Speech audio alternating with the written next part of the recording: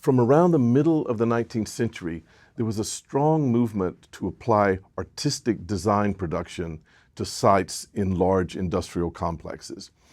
This trend was motivated, on the one hand, by this advent of new materials, but then on the other hand, by a desire to integrate the factory complexes into a landscape, or even in some cases into an urban site with some sensitivity. It was also developed as a trend because of the increasing importance that companies paid to the desire for a distinct image for their corporation. So architecture, beginning around the end of the 19th century and intensifying in the 20th century, began to be used for commercial purposes. Scholars largely agree that it was the turbine factory for the Allgemeine Elektrizitätsgesellschaft, or General Electric Company in Germany, whose headquarters were on a prominent urban site in Berlin, that is the seminal example of architecture entering into this commercial representation and at the same time wanting to use these new materials of steel and glass, but insisting that these materials be brought into a sort of artistic expression that would be adequate for this corporation. The architect Peter Behrens in 1907 was appointed artistic director responsible for creating an entire image system or branding package for this international company. He designed the trademark. He was responsible for all the printed matter, as well as the design, at least the aesthetic sort of styling, if not the technical design, of a full range of household appliances like fans and heaters and lamps. He was responsible for all the retail installations, and he even designed some staff clubhouses, as well as all the buildings of the factory. Now, it's important to remember that factories at this time still were not considered sort of architecture with a capital A. Factories had started to use these new materials of steel and glass, especially to span large areas where equipment could be manufactured and stored. But the factory made of glass and steel was regarded as a very perfunctory building type. It was Behrens' charge to bring that building type, that kind of industrial, functional building type, into the status of architecture as an art. Behrens was absolutely clear about his ambition to raise the factory architecture to the status of serious, profound architecture. The architecture that he desired, he himself called industrial neoclassicism. It's a kind of reduced, abstracted classicism that would be that would also be a new German architecture. This last point is important because it expresses a desire not only to represent the economic status and economic importance of the company, but it was also an understanding of the company's role as a primary force in the creation of state identity and even in social change. In order to conceptualize this representational role that this new architecture would play, which would be on the one hand representing the commercial power of these great corporations, these energy-producing corporations, but also to even participate in creating a larger national identity. In order to accomplish that, Behrens needed the help of architecture theory. The theory that he turned to first was his own version of Hegel's theory, which we've seen earlier in the beginning of this course, that has to do with the way architecture appears in history as a representation of a sort of cultural ethos, and that representational role or representational vocation of architecture has to move and change through time as culture itself changes or as history itself moves forward. For example, in Greek times, we know that the temple is the primary architectural paradigm. The temple for Behrens was the exquisite representation of the ethos of democracy, of intellectual life in the polis, in the Greek polis. Then we move into medieval times. There is the Christian church that is the dominant authority, that is the dominant power, and the architecture is the cathedral. The architectural paradigm is the cathedral that adequately represents that ethos. With the secularization in the Renaissance, but also the move in power a little bit away from the church and toward the aristocracy, then the palazzo becomes the architectural type to represent that emerging and developing aristocracy. So with this kind of Hegelian understanding of this teleological development of architecture in relation to a social ethos or a kind of cultural ethos, he looked at his own time.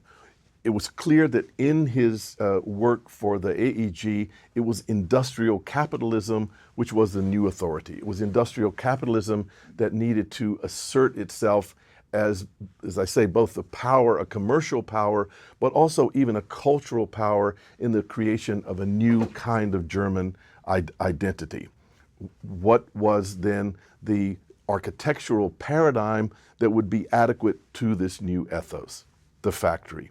Not just any factory, though, the turbine factory. The turbine factory which would house the construction, the manufacture of these giant steam turbines. It was the biggest kind of machine for producing electricity, for producing the power of Berlin, the power of the whole of the country of Germany. How do you represent that kind of production of power adequately in a building? For that, he turned to another theorist. The second theorist that Behrens turned to was the architect and historian Gottfried Semper.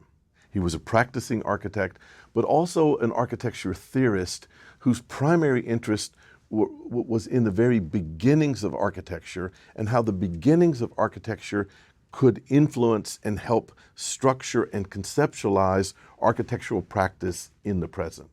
To study those beginnings, he visited the exhibition of 1851 in London, housed by the Crystal Palace. There, in one of the exhibitions, he saw a full-scale replica of a primitive hut from the Caribbean islands.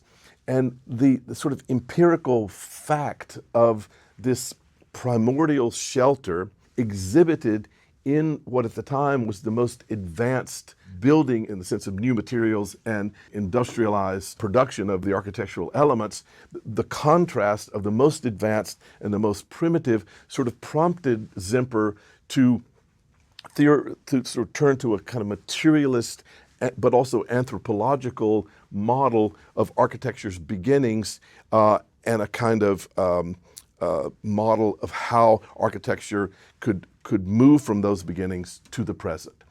The way he did this was to reduce the building down to 4 elements. But each of those 4 sort of formal architectural elements. But each of those elements would also have associated with it a technique, a means of production, a certain kind of material, but also a certain technical skill that manipulates and forms that material. The first element, and he considered it first a social or cultural element, which is fire, is the beginning, he thought, of society itself. It's fire that provides both the formal centering device, but also the warmth, the protection that the group can then gather around and form itself as a tribe, as a group, as a community. But the fire needs the help of architecture. In order that the fire can be lifted up off the damp earth, lifted up into the sort of vicinity of the group gathered around the fire, another material and another form is required. Something like a bowl or a pot or a hearth that contains the fire, and that container would therefore require the technique of ceramics, or perhaps later in history, it would require the techniques of metallurgy. Now, to hold that pot, that ceramic or metal pot off the earth, some kind of base is required. And Semper theorized that the base would be made of masonry, that the technique associated with the base that raises up the hearth would be masonry. Masonry has an inherent weight, a kind of inherent attachment to the earth, because the bricks themselves are made out of the earth, but they also bear on the earth with the compressive forces. Bricks are blocks that have to be put in a row and stacked, and that cutting and stacking and the composition of solid crystalline blocks is referred to by the term stereotomy. Stereotomy in German refers to the composition made of building up with blocks, with chunks of materials.